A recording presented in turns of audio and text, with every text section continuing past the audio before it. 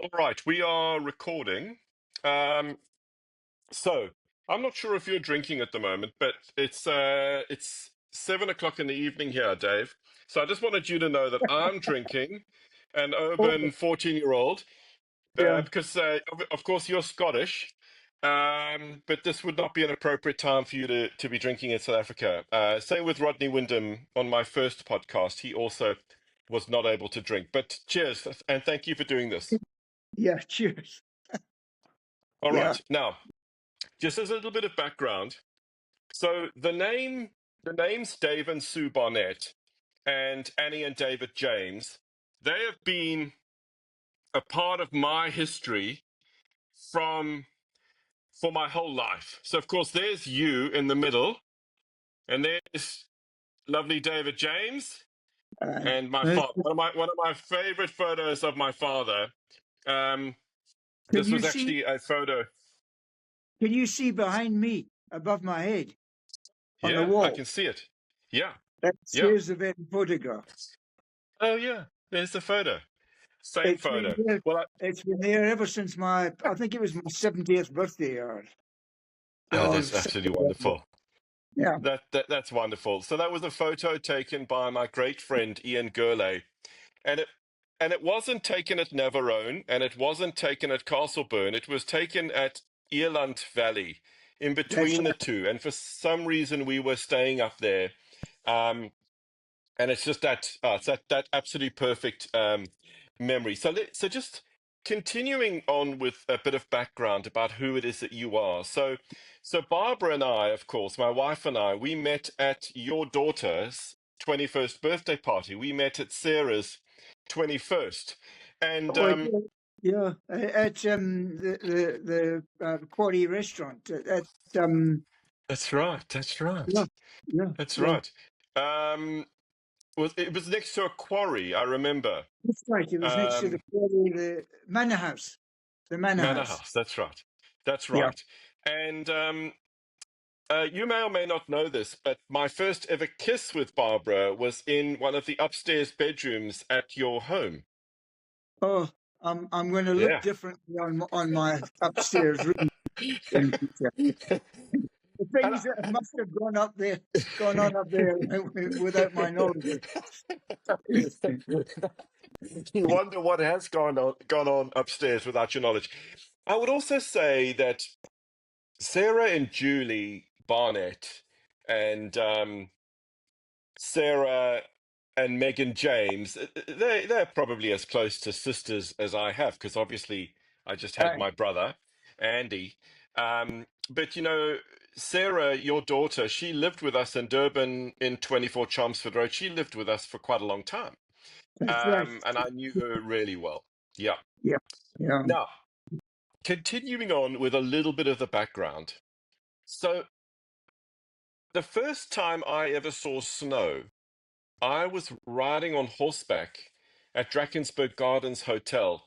I would only have been 10. This would have been 1980. And I vaguely remember that night coming back to that cottage on the edge of Lake Navarone that you and Sue used to That's rent right. every year. I Yeah, the remember lake. coming back Yeah. one evening next to the lake and then having dinner with you.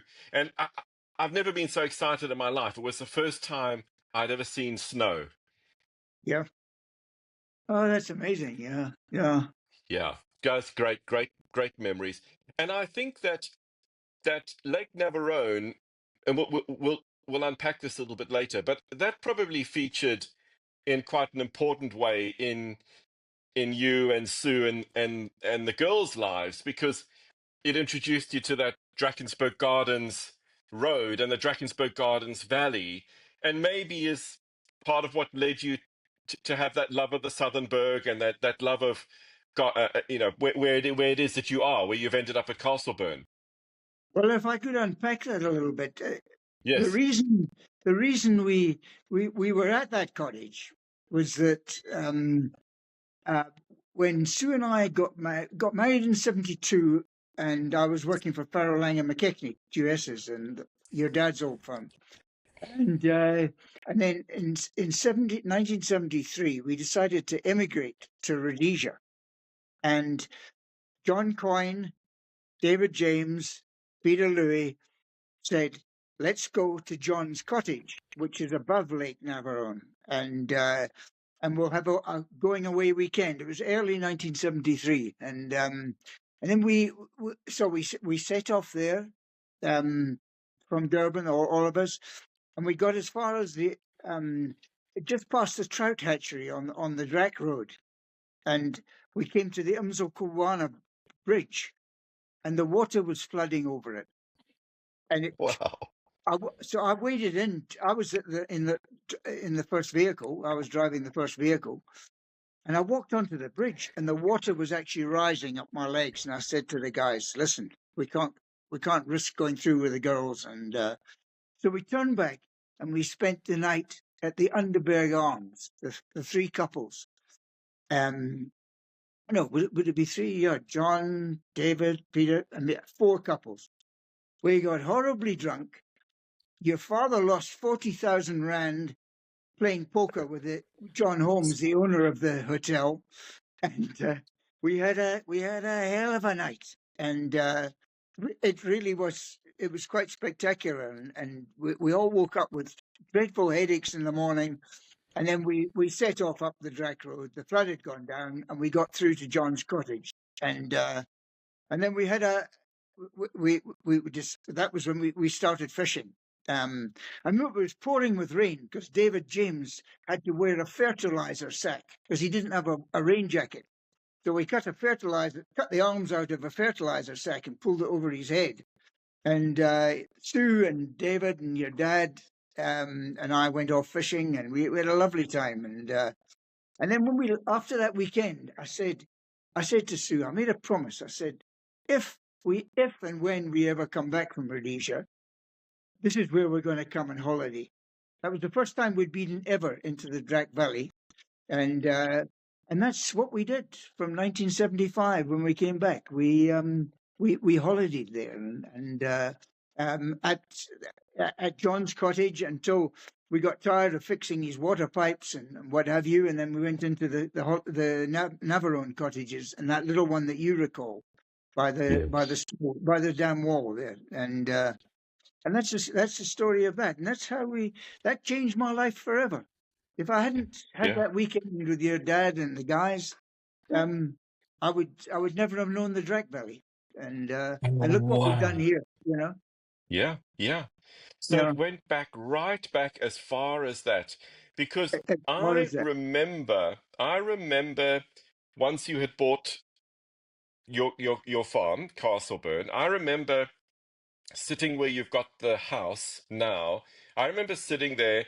There was nothing there. There might have been a caravan, and I remember you explaining where you were going to build the house and where you were going to build the damn wall, and it was it was like a thing of dreams, hearing you explain what you were going to do. And now how much later was that?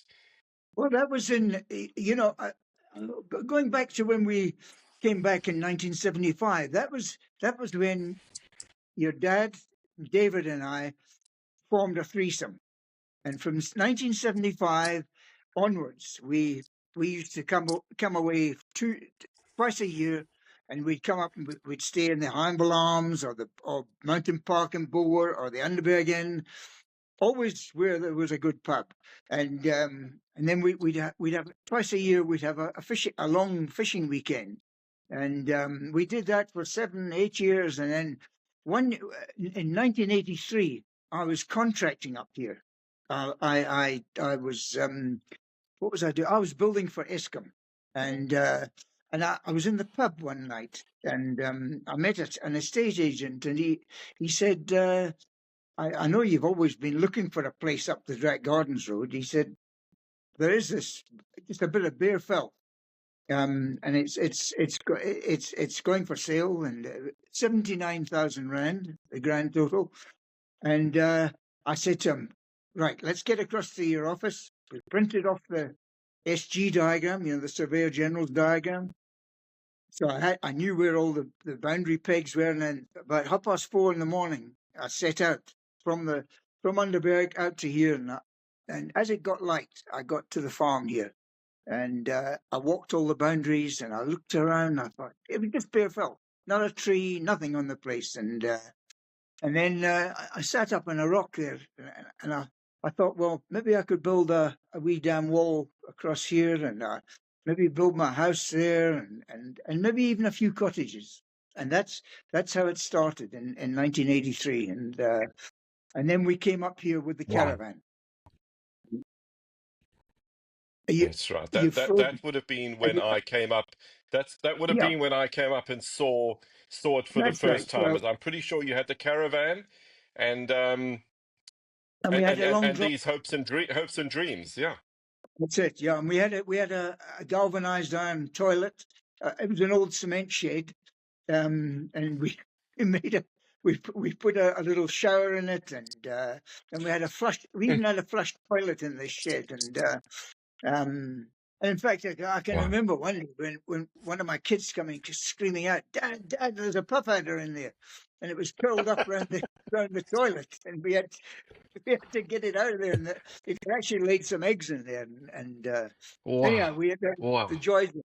Oh, it was lovely, Wow. and those, and Wow. it was just a bare landscape, there was, and it just waiting for something to be drawn on it, Something to be drawn, something to be done.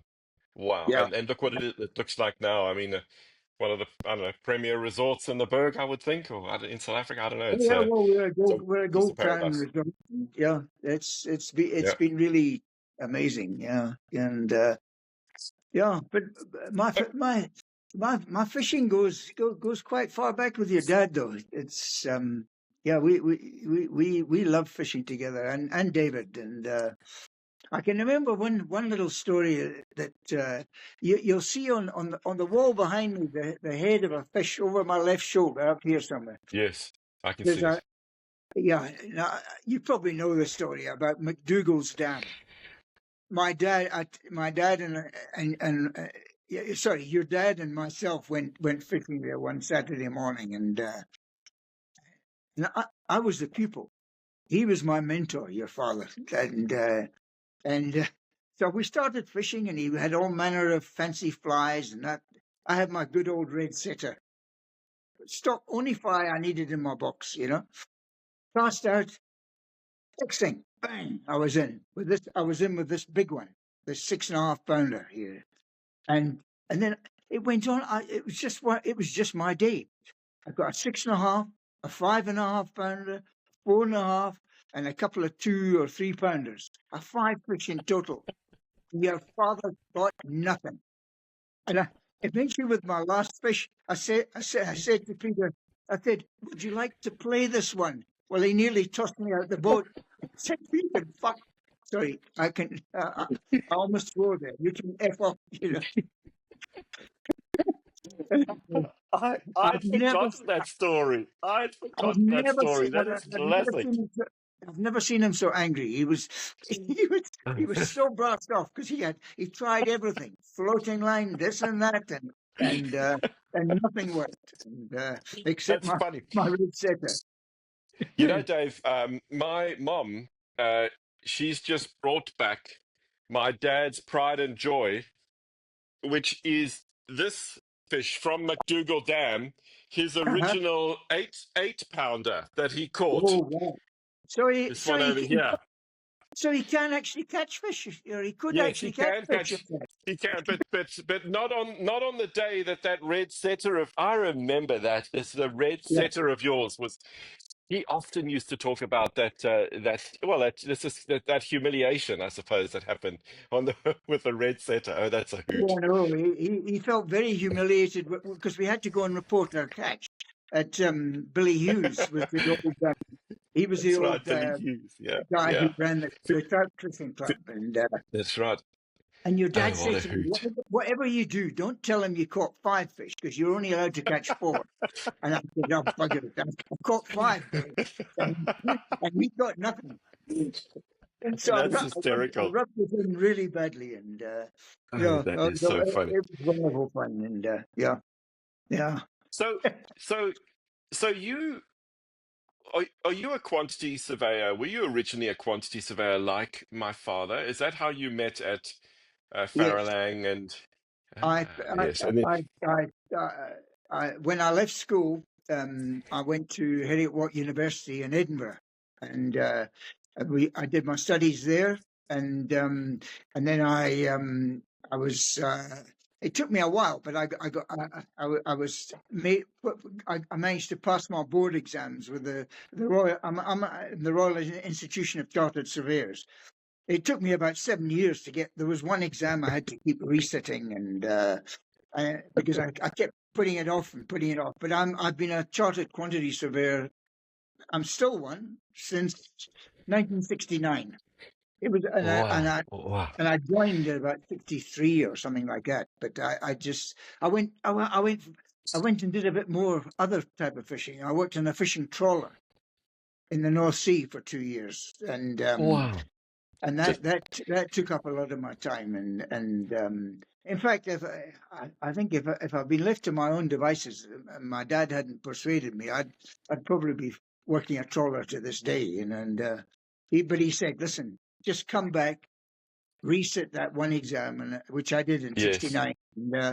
And then in 1970, I got on a ship, and the Canberra, the one that went to the Falkland Islands, and I landed here on Robbie Burns's birthday on the 25th of January in 1970, and then I got a job with Roberts Construction, but I had a row with the managing director. I told him to pee off, and I didn't like him, and because he was an engineer, it wasn't a clever quantity surveyor like we were, and anyway, I left after about 3 or 4 weeks, and I joined Farrell Lang and McKechnie. And then Bernie Borland, you remember, the boss yes, of Farrell Lang, he said, "Come, your first." And on the first day, he took us all out down to the Royal Hotel. And who should be sitting there but your father and I think Dave Wanless, his old partner. yes. Yeah, and so from 1970, that's when I met your dad for the first time, and we Wow. spent You know, many happy evenings there. And I I was always so proud of the fact that my dad had that incredible partnership with Dave Wandless and um well, I mean 35 years or something they were partners together at Lee Hunt, Louis yes, and Wandless. I mean, it's just that's it. Yeah, quite yeah, remarkable that. yeah, And the Royal yeah. Hotel, I mean, that would have been an institution at that time. Oh, it was absolutely perfect. We used to sit in the lounge that overlooked Smith Street, I remember. And as we Yes. walked in, there was this one Indian guy, and really lovely man, and he knew what each of us drank. I think I drank Lion Ale in those days or something, and he just lined them up, and that we were just part of the furniture there, and it was. Was my dad smoking at that age? Were you smoking? I Did you all smoke? I was smoking, yes. Yes. Well, we all used to smoke Yeah. in the hotel, and Yeah. In to the hell with the hotel, lights, yeah. to hell with whatever, Oh, yeah, but what a hoot. we used to go there almost every evening. It was amazing, and your dad and Ah, David James worked on the floor below us, and he used to come and as an join us architect.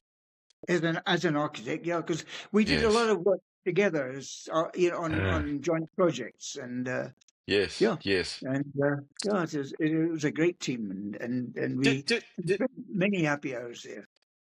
now before you left Scotland, did I imagine it, or did you save a guy's life in the sea, or did Yes, I imagine that? well, no, unfortunately, you didn't imagine that. I did save a guy's Yes. life. Stan Oh Gerard. my God. He's passed Stan on. Gerard. Yeah, Right. Right. yeah, he was drowning, and we were Wow.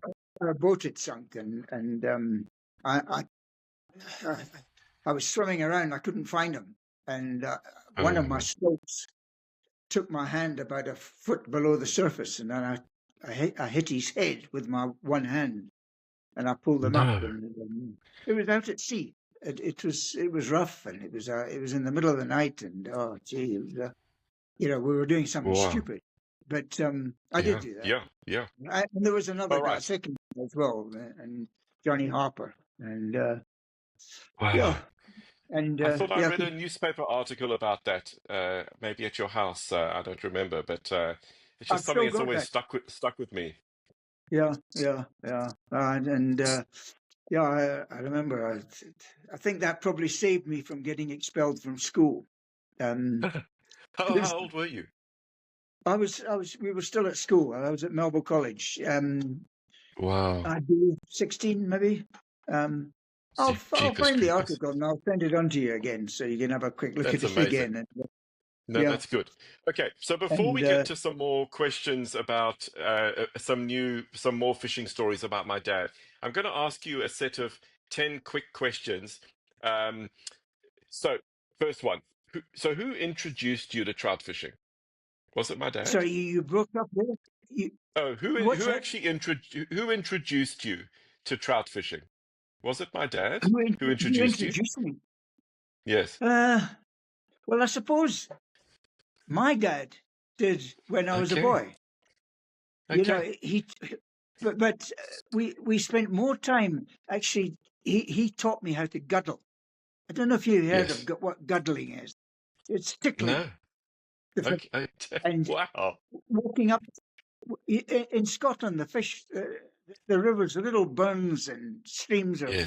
full of fish, and you can Yes. if you just walk directly up in your bare feet, and they just because they sit facing upstream, and they're just keeping pace with the current, and you just get your hands around them and grab them, dig your nails in, and fling them on the bank, and that was great Fantastic. fun. That was probably how I, I first got involved with trout fishing. But Okay. um, true true trout fishing was your dad. Okay. Um, Okay. And yeah, Dave, I used to love coming up to your farm because I always knew your dad as being Pops. I used to love coming up to the farm when Pops was there, yeah, and I remember your son Andrew. What a special relationship he always had with your father. Your father was one of the most ca- people with a calming influence, the most calming influence of anyone I think I've ever met. He was a lovely guy. I miss him. yes, I know. And my wife Sue, she also says that. Why didn't I inherit his calmness? And Okay, so well, when do you anyway, think you she's, caught? Second question. So when do you think you caught your first trout? well, it would have been in Scotland, I guess. Yeah, Okay, okay, but okay, cool. doing it in the burns, in the streams there. Aye. Now the next question is probably more for someone um, who is interested in the latest fly fishing gear. Um, so I was going to ask you, when you fish, I mean, do you like having a vest on to fish with, or a chest pack, or a sling pack, or like what is it that you keep your fishing gear in, your fly box, for example? Uh, I, I'm a bit primitive. I wear boxer shorts because it's not, it's nice to wade, and then Yes, yes, I just wear a khaki shirt, got a couple of pockets in it, yes. and then Old school. yeah, and then my fishing bag was uh, an old gas mask bag from during the war. You know, we as Wow. I was born during the war, as you know, well, Yes. 1944, and everybody had in those days was given gas masks, and uh, not that I was old enough to use the bloody thing, or I ever Mm, had to mm. use it, but it was a lovely. It was just a perfect bag, and I just slung it over my shoulder, and that was my Wow. fishing gear. Wow. Yeah, so And nothing very and sophisticated, I'm afraid. nothing sophisticated, and nothing that was branded with Orvis or anything like that. All right, next question. So, do you Yeah. have a preference for fishing in lakes or fishing in rivers? Um, I like both. I I I like lake fishing on a boat because I think it's very peaceful sitting in a boat It and is. fishing a lake. I And agree. I Yeah. love the river fishing for the variety it gives you, Yes. Yeah. Yeah. I and agree. I agree. the different scenery. Yeah. What is your favorite place where you have fished? What's my favorite place? Yeah, where you I fished. think Is it it was in Scotland or? No, I think it was on McDougall's Lake with your father when I caught all these fish. I don't think I could ever. I don't think anybody could have a better day than out fishing your mentor by 5-0, and that could only be the best day of fishing in my life. Oh, that is a legendary story. Is there anywhere where you've thought that you would like to go and fish? And I only mention this because my father, he told me he wanted to fish in New Zealand and Tasmania and Patagonia. And Dave, he never went to any of those three destinations, Yeah. sadly. Is there anywhere that you have like a bucket list place where you'd like to go and fish? Um, I've whenever I've had the opportunity, like when I took Andrew to Scotland, and we fished. We went across to Ireland to go around some whiskey distilleries, and they had a number of lochs, and I used to fish. Yes, I loved fishing there because it was Scottish, but I've got yes, yes, no real aims. I've heard all the stories about the New Zealand waters and this yeah, sort of thing, yeah, but yeah, yeah, it's never. I think we've got just as good waters here. The Kulu, when yeah, it's on a good day, good yeah, level, as good a yeah. river as you'll ever It's want. Yeah, wonderful. you'll ever Yeah. find. Yeah. No, I agree. And do you have a favorite rod that you bought that you used, one that has special memories? I know my father. I remember buying him a Hardy trout rod that he then fished with for many years, and he loved. Do you have a favorite rod? No, not really, because I didn't. My children weren't generous enough to buy me a proper fishing rod. I used to have to buy my own, and being a Scotsman, I went a lot on price, and it was a I've got a lovely carbon fiber rod. I don't know I can't remember what the make of is. Mm, It's quite mm, a decent mm. make, and it works. Yes, that's Um, good. That's good. And I was going to ask you the last question is I was going to ask you what your favorite fly is, but I think we both know what that is. That's a red setter. I think we've covered that. Yes, we have. All right. Yeah. Um, so I heard a story once that my dad told. He told it a few times about a time that he went fishing. I'm not sure if you were there, and he caught a fish and wanted to smoke it, and he ended up setting the whole field on fire. Yes. Were you there as part of that malarkey? No, look, I've got more, I guess, probably more farming knowledge, or had more farming Yes. knowledge than your dad, because I realised that sort of thing is extremely foolish. He had the misfortune to be with David James, who was also Yes. a bit Yes, that's airy as an architect, and it was the two of them who decided to have this smoker event, and they nearly set the whole of Nottingham Road, Drakensberg on fire, and yeah, and the landowner I know wasn't well pleased at what happened that day, and because it's no. fire up here is very real. I mean, Yes. looking out from where I am now, we've done a lot of. I can still see all our fire breaks, our black fire breaks that we've done for the winter, and yeah, your dad and David managed to set one of his lands well on fire, and When my father tells that story, I think that they got access to the land somehow.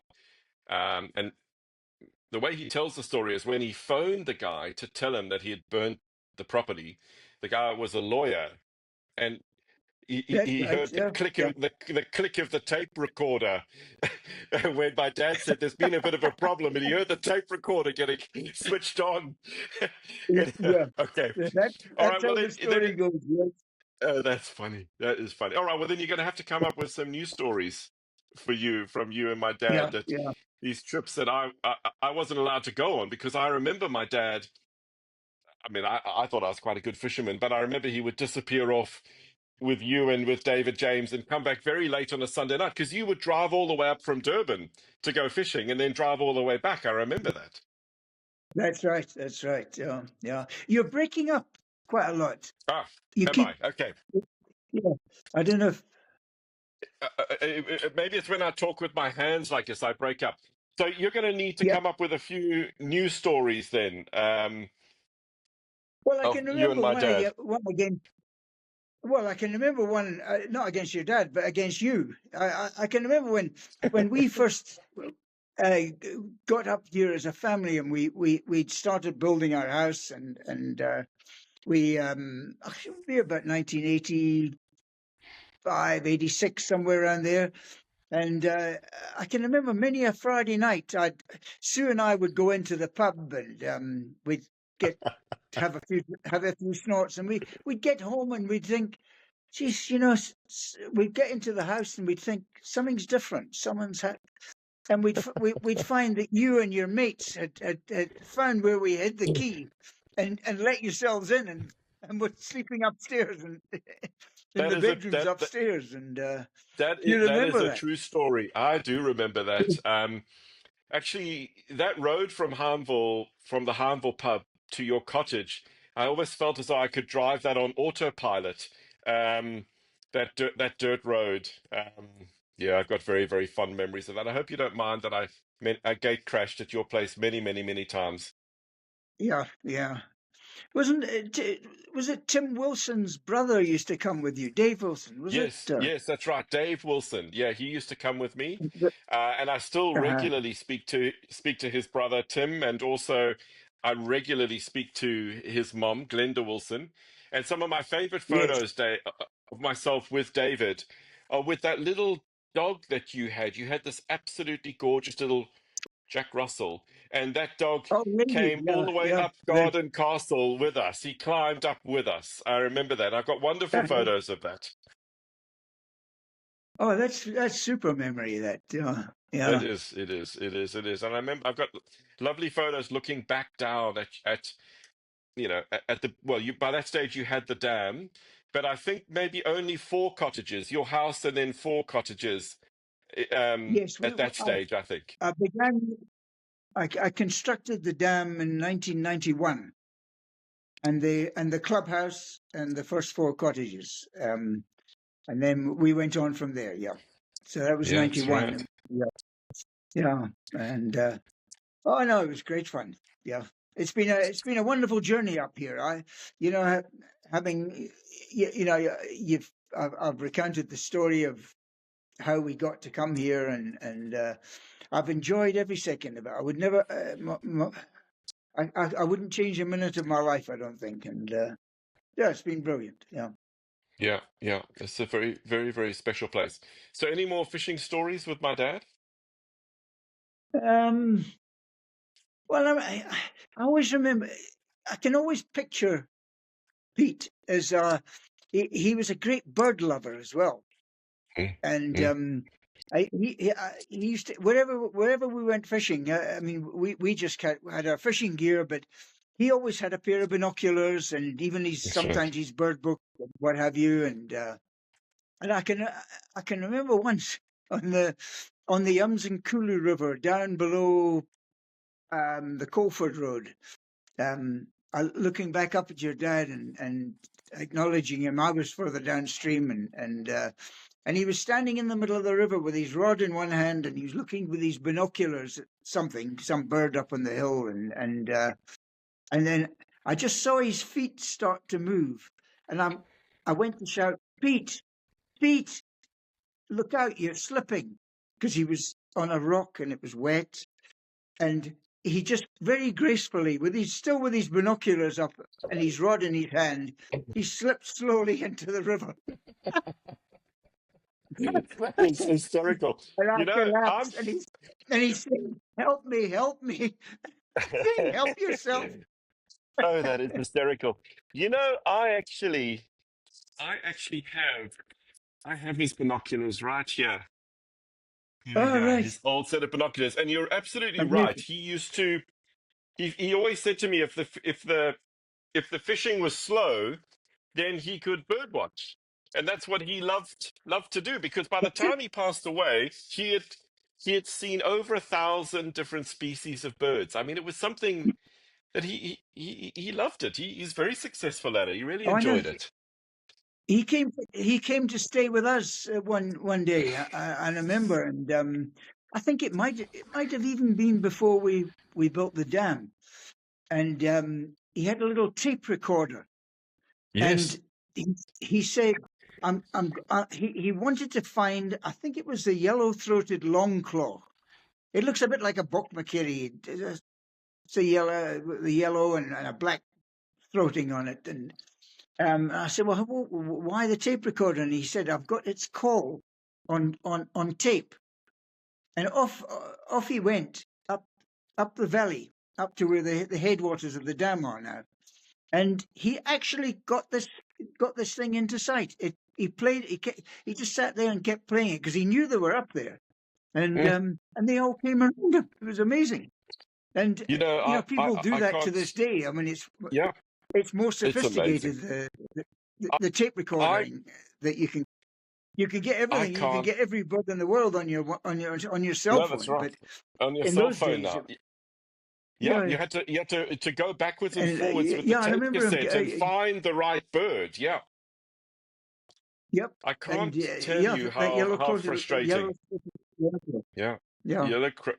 It was so frustrating as a young kid to travel anywhere with my parents because they were always stopping by the side of the road and getting their binoculars out and looking at birds.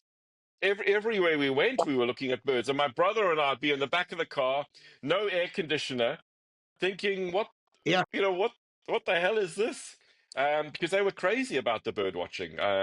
Yeah, that's right. absolutely. Yeah, yeah, yeah. It's a We get great a lot of people here come for bird watching, for the and birds. Yeah, yeah, yeah, we've got in fact at Castleburn there we've got an amazing list of birds yeah, as yeah. have been spotted there, and yeah, You know, on reflection, it's a wonderful combination of sports to do, actually, fly fishing and bird watching. Yeah, absolutely, it's a great. absolutely, yeah. And I watched him doing that all the way through. He was Mm, always looking mm, for birds up on the hill, and when he was down in the river, and of course, you get in the reeds, you get a lot of birds in there as well, and really yeah, brilliant. Yeah, he yeah, loved yeah, it, yeah, yeah, absolutely. Loved it. Yeah, yeah. yeah. So that original cottage of yours at Lake Navarone that you used to go to, is that still there? Yes, the lakeside cottage. Yes, The yeah, Lakeside Cottage. That's right. It was called Lakeside Cottage. That's right. I remember yes, that. yeah, Wow. yeah. And We went is there. Lake We Navarone went there still for doing many well? Is years. it still doing okay? Yeah, that's right. For many years you went there to that cottage because that Yes, was where I first met Dean Riphagen. And the reason that I still have a trout diary today, because actually yes. I'm a couple of years behind, out of date, but I have this trout diary of every trout I've ever caught. And the reason for that is because of Dean Oh, Riphagen. And I I'm met him the losing. 1 year. Yeah, so I met Dean Riphagen 1 year at your cottage, at Lake Cottage. And he recommended I keep a diary, Yeah, and I've done it ever since. yeah. Because Dean and his dad, John, used to. They laterally used to come fishing with David and Peter, Yeah, and yeah. we I all made up a team together. And yeah, I and I Dean I did it. became a Yeah. very keen fisherman. He has like I've got just up here on my bookshelf, I've got two of his books. I mean he's a world-class fly fisher.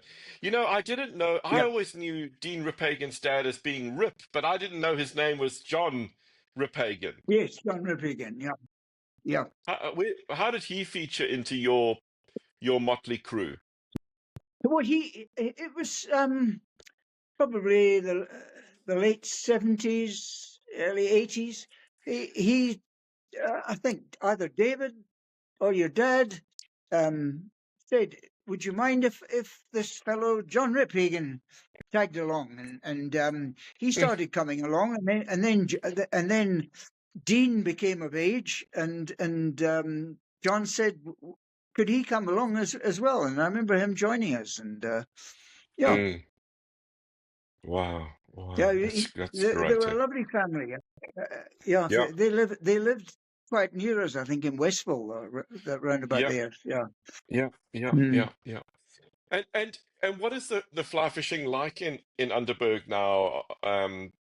Is it as good as it always been? Is the Underberg Heinville Club still going?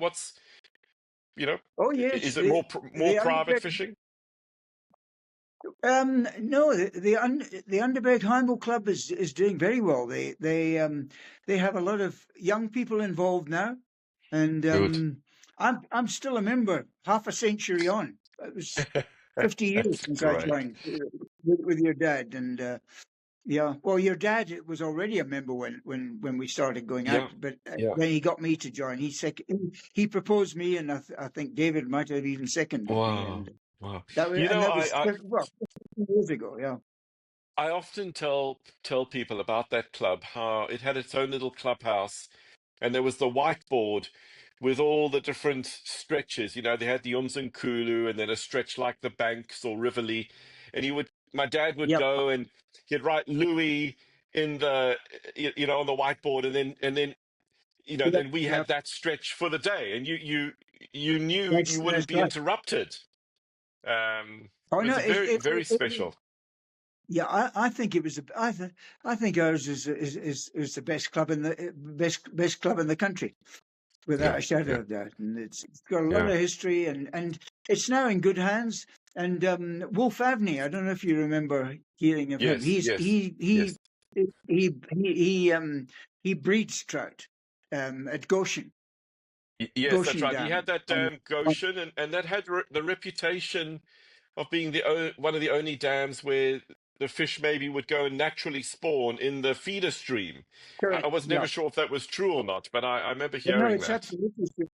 Oh, In wow. fact, we back in 1988 or 89, after the 1987 floods, their spillway was catastrophically damaged, and Bosch and Associates got my company, or myself and Rob, Sue's brother. We went and we rebuilt the spillway. It was quite a big contract in those days, about $1.5 Yes, million, and yes, yes, but it stabilized the whole spillway with concrete, and his son Jack Avney is running it now. We spend probably 180,000 rand a year with him for Castleburn, yes, yes, buying yes, yes. buying fish.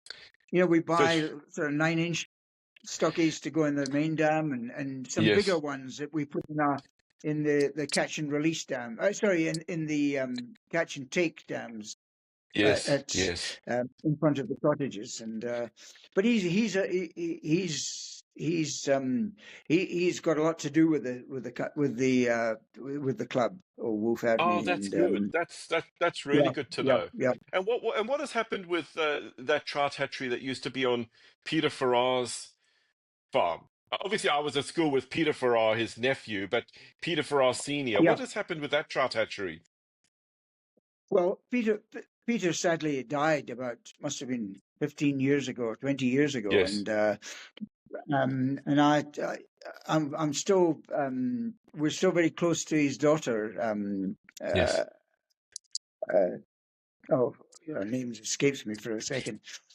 Robin Farrar, and yes, so we see quite a lot of her, but the dams there aren't, or the hatchery is no longer functioning. A couple of guys uh, tried it, but I think I'm not sure whether it was the people themselves weren't any good at breeding trout, or yes, the lack of water yes, affected them. But yes, yeah, yeah, they, yeah, yeah. presently what they do is that their main income stream is the Splashy Fen Music Festival. That That's right. that happens every. It's been going for, I think, 38 years now or something. It's Yes, incredible. a long time. Yeah, It's, that it's, is it's a absolutely place. incredible. That's the place where the only drug I've ever taken in my life. I was I was having a real session there with one of my pals. We were drinking in the round table pub, and we decided we'd had too much to drink one lunchtime, and we'd go for a walk. And this lady came up to me and she had a tray of cookies in her hand, and she said, would either of you like a cookie? So I said, oh, yeah, well, I'll take two. I'll give one to my mate. So I baked two, a rand each or something. And as I walked away, I heard this woman say, he's eaten the whole effing thing. And I thought, oh, dear, what have I Oh, done? oh. And it took about 5 minutes, and I was out of it.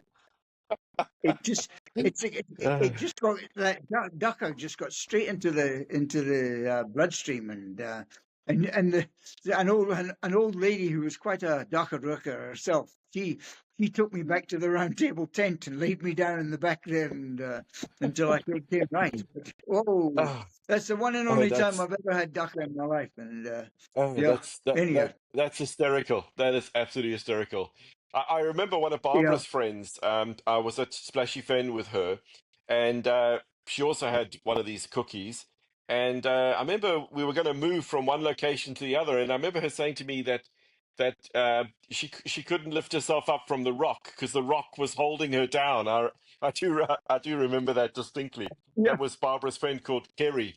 Yeah, good times. Eh? Nice to know Splashy Fen is still going. It's oh, that's Oh absolutely yes, fantastic. it's got to another level now. It's very professionally done, and Yeah, yeah, yeah, yeah. um, Oh, that's funny. but it'll go on All forever. I right, think Splashy. It's great. exactly.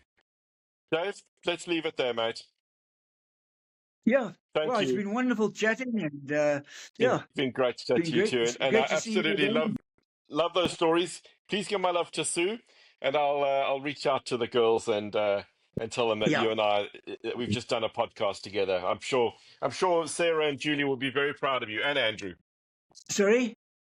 I'm sure that your kids will be very proud of you that you did your first podcast.